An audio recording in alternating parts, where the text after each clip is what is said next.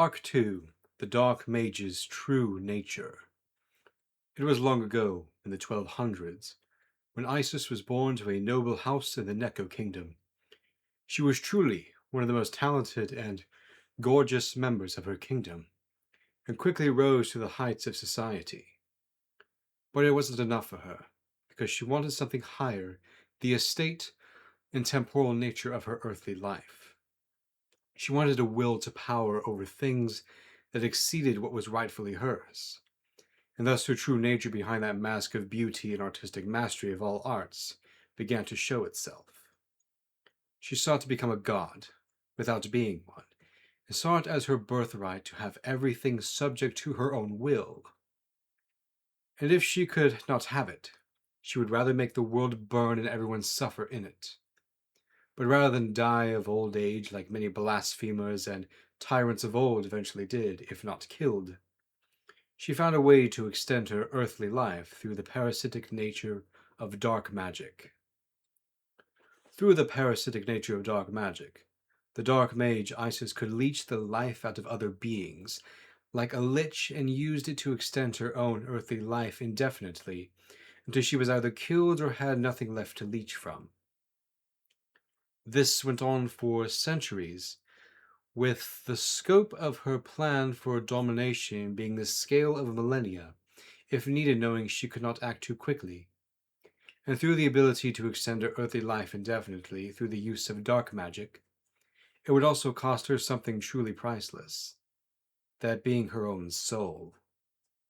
Such was the nature of the dark magic, and the evil entities that taught it to her hid from her until she became their willing vessel.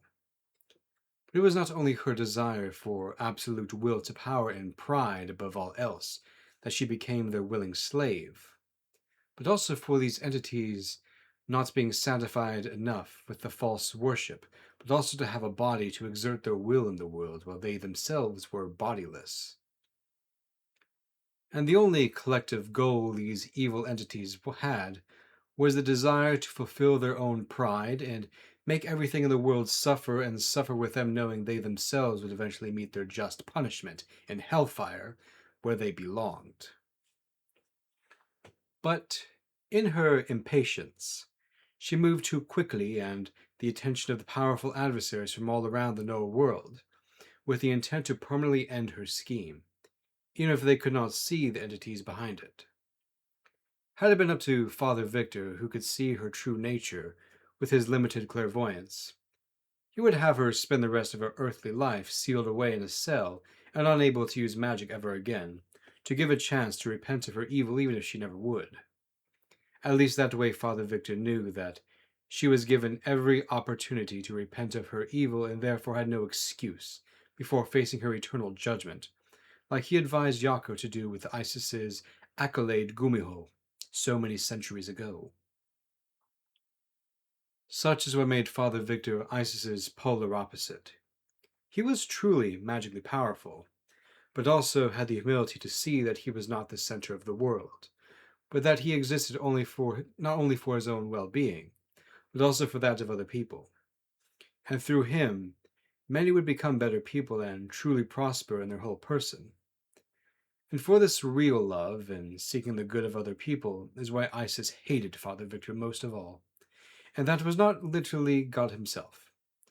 But it would not be Father Victor who decided Isis's fate, but the powers of the world who came to the consensus that Isis shall be put to death for her crimes against civilization and against the world itself.